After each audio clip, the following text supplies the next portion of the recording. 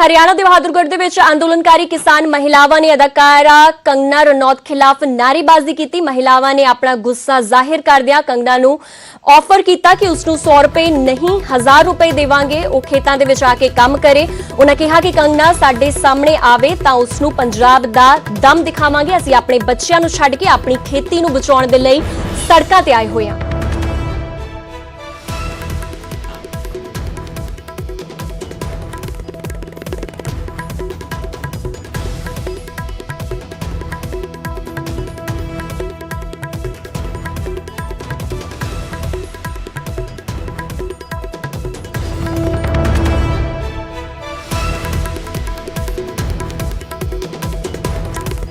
ਤੁਹਾਨੂੰ ਵੱਡੀ ਖਬਰ ਦਿਖਾਉਣ ਜਾ ਰਿਹਾ ਨਿਊਜ਼ 18 ਪੰਜਾਬ ਹਰਿਆਣਾ ਹਿਮਾਚਲ ਤੁਹਾਡੇ ਤੱਕ ਕਿਸਾਨੀ ਅੰਦੋਲਨ ਦੇ ਨਾਲ जुड़ी हुई हर अपडेट तुहाडे तक पहुंचा रहा है। तो तुहानूं दस दी कि इस वेले मीटिंग तो बाद किसान बाहर आ चुके हैं। फिलहाल पहले राउंड की मीटिंग खत्म हो चुकी है। अज चौथा गेड़ की मीटिंग सीगी। चौथे गेड़ की मीटिंग दे विच तमाम किसान जथेबंदियों के आगू मौजूद सी। इस मीटिंग दे विच पहले राउंड की मीटिंग खत्म हो चुकी है और टी ब्रेक वास्ते किसान बाहर आए ने। किसानां वल्लों बज़ेद गल कही जा रही है कि असीं चाहुंदे हां कि तीनों खेती कानून सिरे तो खारिज होने चाहिए और इस तो घट सानू कुछ भी नहीं चाहिए। किसी तरह का कोई सोध नहीं चाहते। असीं चाहुंदे हां कि खारिज होने चाहिए और जदों तक साडियां मंगां नहीं मन्नियां जाणगियां असीं दिल्ली नूं छड्ड के नहीं जावांगे। फिर बेशक सरकार किन्ना ही कड़ा रुख क्यों ना इख्तियार कर ले। तो ओपन चैलेंज किसानां वल्लों कर दिता गया। फिलहाल तुहानूं अपडेट दस रहा कि किसान पहले राउंड की मीटिंग तो बाद बाहर आ चुके हैं।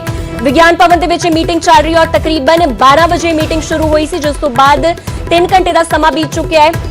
और इस टेबल टॉक डिस्कशन दे विच MSP के मुद्दे ते भी गल की गई और सरकार वालों नेगोसीएशन करने की कोशिश की गई, किसानों को मनाउण की कोशिश की गई, पर किसान अपनी गल ते अड़े हुए ने। किसान जथेबंदियां दे आगुआं वालों साफ कर दी है गल कि असीं नहीं जावांगे जदों तक सिरे तो तीनों खेती कानून खारिज नहीं हुंदे। फिर भावें सरकार साडे उत्ते किसी भी तरह का कोई एक्शन ले लवे।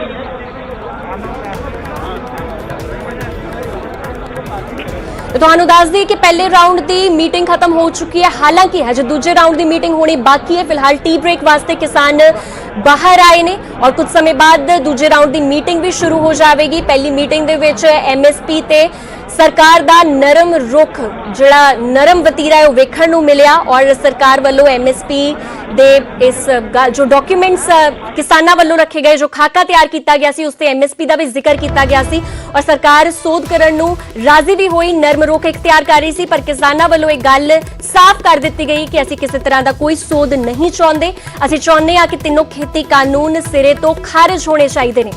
तो फिलहाल पहले राउंड की मीटिंग खत्म हो चुकी है और टी ब्रेक वास्ते किसान कुछ समय लई बाहर आए ने। इस तो बाद दूजे राउंड की मीटिंग भी जल्दी ही शुरू हो जाएगी।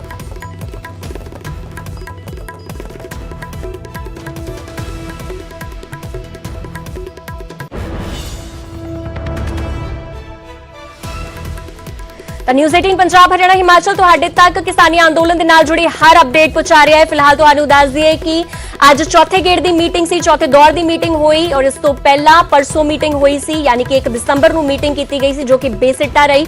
और अज की मीटिंग दे विच फिलहाल पहले राउंड की मीटिंग खत्म हो चुकी है और टी ब्रेक वास्ते किसान बाहर आए ने और उस तो बाद कुछ समय बाद ही दूजे राउंड की मीटिंग भी शुरू हो जाएगी। फिलहाल एक बार रुक कर लेने विज्ञान भवन का, जिथे साडियां टीमां तैनात ने। रोहित बंसल मेरे नाल जुड़े हुए ने। रोहित, पहले राउंड की मीटिंग खत्म हो चुकी है। एक डॉक्यूमेंट्स जिहड़े रखे गए सी, एतराज वाले डॉक्यूमेंट्स रखे गए सी किसानां वल्लों और उसते की कुछ गल्लां जिहड़ियां ने वो सरकार वल्लों रखियां गईयां, की कुछ अपडेट है तुहाडे कोल? चलो चलो चलो थोड़ा पीछे खाना खा रहे कुछ नहीं है, कोई बाहर नहीं आ रहा अभी। कर रहे खानादारी खाएंगे, कोई बाहर नहीं आ रहा। रोहित, जेकर तुहानूं मेरी आवाज मिल पा रही है तो पहले राउंड की मीटिंग खत्म हो चुकी है। कितना समा रह गया दूजे राउंड की मीटिंग विच?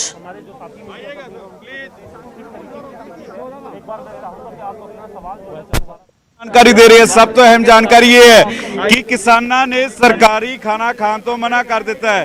किसान जथेबंदियां का कहना है कि असं सरकारी खाना नहीं खावांगे, सानू सरकारी खाना नहीं खावांगे। इसे करके तस्वीरां देखो, तस्वीरां दिखा रहे हैं कि इस वेले एक लंगर की वैन पहुंची, इत्थे लंगर ਜਿਹੜਾ ਕਿਸਾਨ ਜਥੇਬੰਦੀਆਂ ਦੇ ਲਈ ਪਹੁੰਚਿਆ ਹੋਇਆ, ਕਿਸਾਨ ਜਥੇਬੰਦੀਆਂ ਦੇ ਲਈ ਇਹ ਖਾਣਾ ਪਹੁੰਚਿਆ ਹੈ। ਕਿਉਂਕਿ ਪਿਛਲੀ ਮੀਟਿੰਗ ਦੇ ਵਿੱਚ ਵੀ ਜਦੋਂ ਮੰਤਰੀ ਸਾਹਿਬ ਨੇ ਕਿਹਾ ਸੀਗਾ ਕਿ ਚਾਹ ਪੀ ਲਓ, ਤਾਂ ਕਿਸਾਨਾਂ ਦਾ ਕਹਿਣਾ ਸੀਗਾ ਕਿ ਤੁਸੀਂ ਸਾਡੇ ਨਾਲ ਆ ਕੇ ਇੱਕ ਵਾਰੀ ਅੰਦੋਲਨ 'ਚ ਆ ਕੇ ਦੇਖੋ, ਤੁਹਾਨੂੰ ਉੱਥੇ ਜਲੇਬੀਆਂ ਵੀ ਮਿਲਣਗੀਆਂ, ਤੁਹਾਨੂੰ ਉੱਥੇ ਆ ਕੇ ਖੀਰ ਵੀ ਮਿਲੇਗੀ। ਔਰ ਕਿਸਾਨਾਂ ਦਾ ਕਹਿਣਾ ਸੀਗਾ ਕਿ ਅਸੀਂ ਇੱਥੇ ਤੁਹਾਡਾ ਰੋਟੀ ਖਾਣ ਨਹੀਂ ਆਏ, ਤੁਹਾਡੀ ਚਾਹ ਪੀਣ ਨਹੀਂ ਆਏ। ਪਿਛਲੀ ਵਾਰ ਵੀ ਬਹਿਸ਼ਕਾਰ ਕੀਤਾ ਗਿਆ ਸੀ ਔਰ ਇੱਕ ਵਾਰ ਫਿਰ ਬਹਿਸ਼ਕਾਰ ਜਿਹੜਾ ਵਾ ਸਰਕਾਰੀ ਖਾਣੇ ਦਾ ਕੀਤਾ ਗਿਆ, ਵਿਗਿਆਨ ਭਵਨ 'ਚ ਸਰਕਾਰੀ ਖਾਣੇ ਦਾ ਬਹਿਸ਼ਕਾਰ ਕੀਤਾ ਗਿਆ। ਔਰ ਇਹ ਤਸਵੀਰਾਂ ਦਿਖਾ ਰਹੇ ਹਾਂ, ਇਹ ਤਸਵੀਰਾਂ ਦਿਖਾ ਰਹੇ ਹਾਂ ਕਿ ਇਸ ਵੇਲੇ ਇੱਕ ਵੈਨ ਅੰਦਰ ਮੌਜੂਦ ਹੈ, ਉਹ ਲੰਗਰ ਲੈ ਕੇ ਆਈ ਹੈ। ਇਹ ਅੰਦੋਲਨ ਤੋਂ ਲੰਗਰ ਆਇਆ ਕਿਸਾਨਾਂ ਦੇ ਲਈ। ਜਦੋਂ ਲੰਚ ਬ੍ਰੇਕ ਹੋਇਆ ਉਦੋਂ ਅੰਦੋਲਨ ਦੇ ਲਈ ਇਹ ਵੈਨ ਜਿਹੜੀ ਇੱਥੇ ਪਹੁੰਚੀ ਹੈ। ਔਰ ਇਹ ਤਸਵੀਰਾਂ ਮੈਂ ਦਿਖਾ ਰਿਹਾ ਕਿ ਕਿਸ ਤਰੀਕੇ ਦੇ ਨਾਲ ਸਰਕਾਰੀ ਖਾਣੇ ਦਾ ਬਹਿਸ਼ਕਾਰ ਕਿਸਾਨ ਜਥੇਬੰਦੀਆਂ ਵੱਲੋਂ ਕੀਤਾ ਗਿਆ। ਕਿਸਾਨ ਜਥੇਬੰਦੀਆਂ ਦਾ ਕਹਿਣਾ ਸੀਗਾ ਕਿ ਸਾਨੂੰ ਤੁਹਾਡੇ ਖਾਣੇ ਦੀ ਜ਼ਰੂਰਤ ਨਹੀਂ ਹੈ, ਅਸੀਂ ਸਰਕਾਰੀ ਖਾਣਾ ਖਾਣ ਨਹੀਂ ਆਏ, ਮਸਲੇ ਦਾ ਹੱਲ ਹੋਵੇ।